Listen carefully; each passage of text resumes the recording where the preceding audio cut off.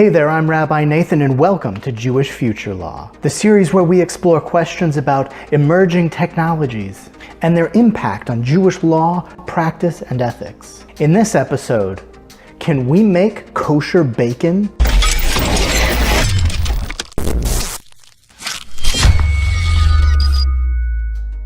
Bacon is in every type of product you can imagine, from scratch and sniff stickers to soaps and shampoos. You can even get bacon-flavored drinks. People just love bacon. But for thousands of years, bacon has been forbidden to Jews who follow the laws of the Torah in a literal way. It's all based on the rabbinic understanding of the Bible, which specifically forbids certain foods, including pork. The Bible says in Leviticus chapter 11 at the beginning of the chapter, "These are the creatures you may eat from among all the land animals. Any animal that has true hooves with clefts through the hooves, and that chews its cud, such you may eat. All other animals are forbidden." The problem with pigs is that even though they do have true hooves, they don't chew their cud. Their digestive system is totally different from grazing animals like cattle, deer, sheep, and goats. Because of that, anything that comes from a pig is forbidden to eat. And that includes bacon. Is it possible that new technology can finally allow us to enjoy that sweet, savory taste of bacon? The answer may surprise you. There are a few ways that it might become possible in the very near future. The first is the creation of artificial meats. Because bacon is only forbidden if it comes from a pig, we may be able to create artificial bacon from other sources. In fact, we're already doing it. We use plant and microbe materials to create very realistic meat substitutes, some that claim to be indistinguishable from real meat. If you look at the two leading brands of bacon bits, you might notice something strange. They're both kosher. That's because they don't contain any actual pork at all. They're made entirely from plant products like soy proteins. Another suggested bacon substitute that has emerged in recent years is a type of seaweed called dulse. It's been hailed as the superfood bacon of the sea. Not only does it supposedly taste just like real bacon, but it includes a number of health benefits. It has already been refined to taste even more like bacon by using selective breeding methods. In addition to methods that we've used in the past, new technology opens up new possibilities for imitation meats. New companies like Beyond Meat and Impossible Foods claim to have perfected artificial meats. They've created even closer meat analogs that bleed and sizzle when you cook them. They contain ingredients that simulate the texture and flavor of real meat, using coconut oil and beet juice to simulate fat and blood. Impossible Foods use an extremely high-tech process to discover the secret ingredient that made meat taste so meaty. It's called heme. It contains iron and it's related to hemoglobin. They were able to develop a type of yeast that created heme as a byproduct that they use in their burgers. The gene itself comes from another high iron food, soybeans. But even though fake meat is rapidly improving, it's still a far cry from bacon, the real stuff. We're talking about real bacon. What other options are there? How about genetic engineering? Genetic engineering enables us to do things that we only dreamed about in the past. Generally, this day and age, genetic engineering involves taking a gene from one species and adding it into another, giving that new species all of the strengths of both. In the very near future, we may be able to use this process to grow bacon meat inside of other animals. The process will require us to find the exact gene in pigs that makes bacon taste so bacony, remove that gene, and implant it into a kosher animal, such as a cow or a turkey. That kosher animal would then grow and develop normally, all the time growing meat inside of it with the authentic flavor of bacon. Now, an important question to ask is, would that animal in fact be kosher? It contains some of the genetic material of an animal which is not kosher, the pig. Does that pig DNA permanently taint any animal that's derived from it? We don't have to speculate because these types of issues are already discussed by rabbis today. Genetically modified organisms, or GMOs, are already accepted by the leading kosher authorities in the US and in Israel. The Orthodox Union, which is the largest certifier of kosher foods in the US, has said, quote, "Firstly, the genetic material is generally microscopic and is not significant enough to change the kosher status. Secondly, the genetic material is only introduced in the initial stage. Subsequently, the genetically altered item produces new offspring, which has not been the recipient of non-kosher material. The presence of a non-kosher gene in a tomato does not render as non-kosher all subsequent tomatoes that are descendants of that original tomato." Basically what they're saying is that a tomato is still a tomato, even if it includes a little bit of genetic material here or there from another species, even a species that's not considered kosher. Nobody could reasonably say that a tomato is a fish that's growing out of the ground, even if it contains fish DNA. However, there's another principle in Judaism that might be relevant here, and it's called kilayim. Kilayim, roughly translated, means hybridization, and it's a set of practices that are forbidden in Jewish agriculture. Again, the Orthodox Union. Quote, "On a conceptual level, mixing genes from different species can be viewed as a similar violation. However, Rav Belsky of blessed memory ruled that GMOs are kosher. He explained that the prohibition of kilayim only applies to the specific actions that the Torah or Chazal forbade. Other forms of mixing species, such as splicing genes, are in fact permitted. Similar decisions have been reached by the kosher authorities in Israel. However, they haven't gone unchallenged. Some rabbis disagree with the rulings and seek to have them reevaluated. Still, the question remains, even if you can use a gene from a pig to make beef taste more like bacon, is it really bacon at all? Maybe we can do better if we go in the other direction.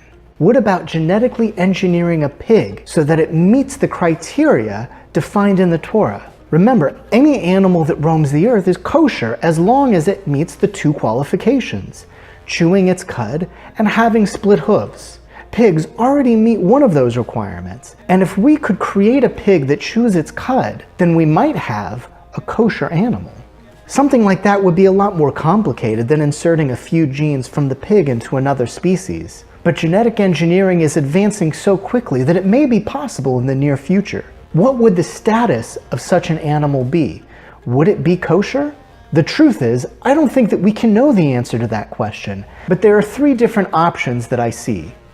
Option number one, because it started as a pig, we consider it still a pig. If it walks like a duck and talks like a duck, we call it a duck. The same way that a tomato is still a tomato, even if you put DNA from another species in it. Maybe the pig will still be considered a pig. Even though it technically meets the requirements, we could say that it is descended from an unkosher animal, and therefore it is itself unkosher. Option number two, it could become forbidden on the basis of kilayim. Even though that seems unlikely because GMOs are so broadly accepted by kosher certifying organizations, a shift in our understanding could change the way that we interpret the law. For example, it could lead to a new rule that genetic modifications that change the essence of something are forbidden. As long as the tomato looks like a tomato and tastes like a tomato, we don't question it. But as soon as we change it to the point that it's unrecognizable as a tomato, it crosses over a theoretical boundary and becomes kilayim. To date, there are no rabbis that have ruled in this way, but there is a basis in Jewish law for categorizing things based on their essential characteristics. Alternatively, the genetically engineered pig might end up being forbidden for an unrelated reason. For example, some rabbis have already argued that GMOs are suspect. Some of them have cited the classical rabbi Moshe ben Nachman, also known as the Rambam, who has said that mankind should not disturb the fundamental nature of creation. The third option is that rabbis would decide we've created a brand new species, something that's no longer a pig because it is so different from a pig, and that new species is kosher. Amazingly, if that were to happen, Jews could have kosher bacon, the real stuff.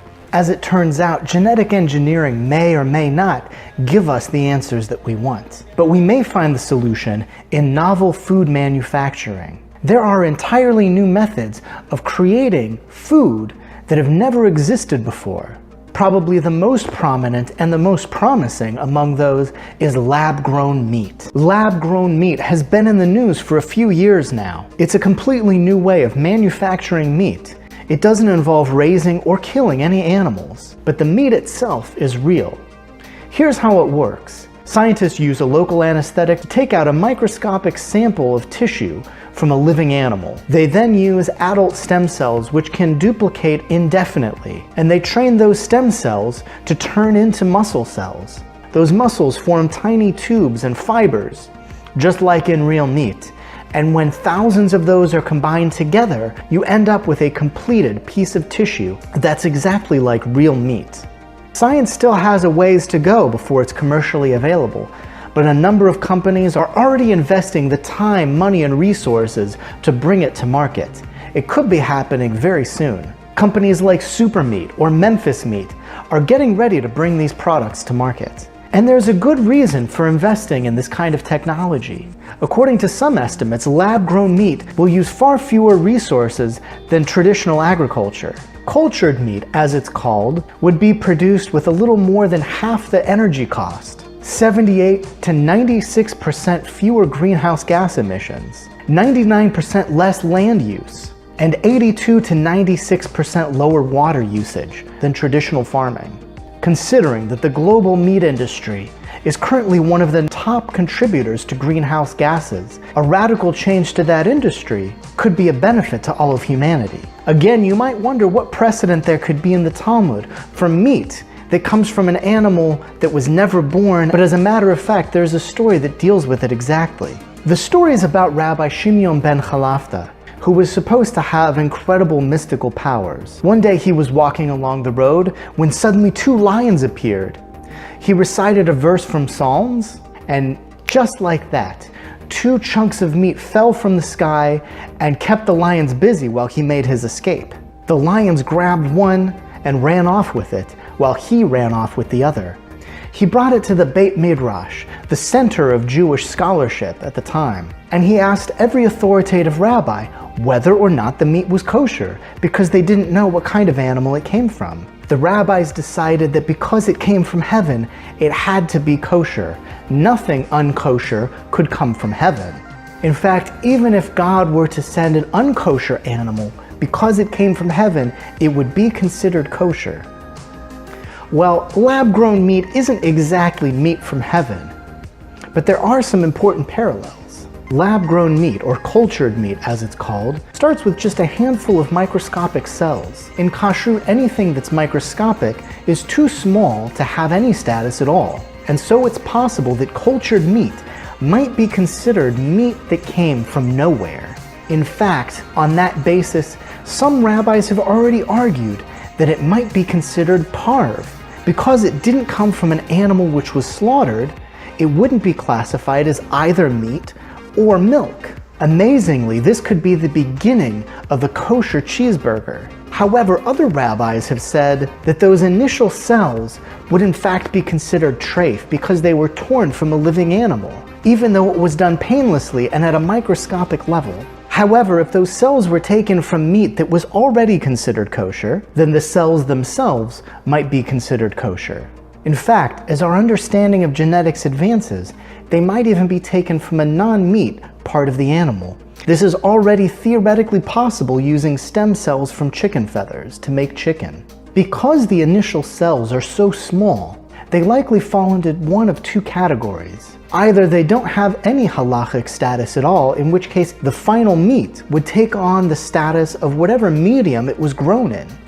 If that were a plant-based medium, the meat itself would be considered kosher, even if those original cells came from bacon.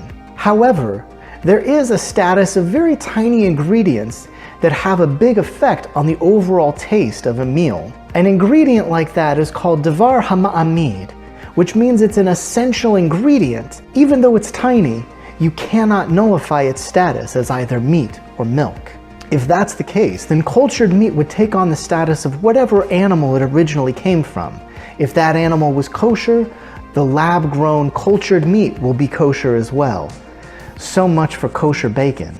However, there's an even newer technology that's just emerging. molecular 3D printing. By now you've probably heard about 3D printing, which is the ability to manufacture almost any shape you can imagine out of a wide variety of materials. Plastics are the most common, but 3D printing is also done with metals and wood and even living tissues. The future applications are potentially limitless. Right now 3D printing is in its infancy, just like photography was in the 1850s. In order to take one photograph, people would have to stand perfectly still for long periods of time. Now just about everybody has a fully functioning digital camcorder carrying around in their pocket. As 3D printing advances, eventually we'll be able to make anything we can dream of, beginning at a molecular level. Imagine something like the food replicators from Star Trek. You push a button for whatever meal you want, and it appears like magic, assembled from tiny particles, maybe even atoms. A molecular 3D printer has already been built and put to use by a researcher at the University of Illinois and used to create small molecules. If we are one day able to recreate a piece of bacon molecule for molecule, that bacon would be considered 100% kosher because it never came from an animal or any animal material. It would not only be considered kosher, it wouldn't even be considered meat.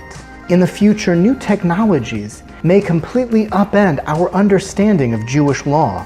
When all of our food comes from a lab or a food replicator, the laws of kashrut will no longer have any meaning. However, that doesn't have to mean that they become irrelevant. Already, there have been attempts to refine the laws of kashrut and adapt them to the more modern problems we face. Rabbi Reuven Flamer founded Natural Food Certifiers, who have a special kosher mark which is only applied to organic, non-GMO foods. The movement for eco-kashrut was founded by Reb Zalman Schachter Shlomi on the basis that our food should be good for us and good for the environment as well. Some of the largest Jewish organizations in America have banded together behind Magen Tzedek, so-called ethical kashrut, originally proposed by Rabbi Morris Allen. It introduced a standard of kashrut that expanded beyond just the ritual requirements. Based on the teachings of the Torah, it required fair employment practices, paying workers fair wages, and providing safe working conditions, as well as upright business practices, treating consumers fairly, and giving to charity. It even includes requirements for the animal welfare. While none of these efforts have really caught on in any meaningful way so far, the fact that there have been so many attempts to reimagine Jewish dietary laws shows that there is a strong desire among Jewish organizations to have ritual food requirements reflect our ethical beliefs as well. At its essence, the Torah is an ethical document, helping us to live the best lives that we can during the short time that we're here on earth. I believe that rabbis and the Jewish organizations that they represent will continue to create a set of ethical boundaries surrounding the food that we eat. Some may argue that that has always been the essence of our kosher laws, and it might be the best way for kashrut to stay relevant in a rapidly changing future. And that's my take. Let me know, what did you like? What did I miss? What topic do you want to hear about next? Leave a comment down below and join the conversation. Shalom, I'll see you next time, and keep asking questions.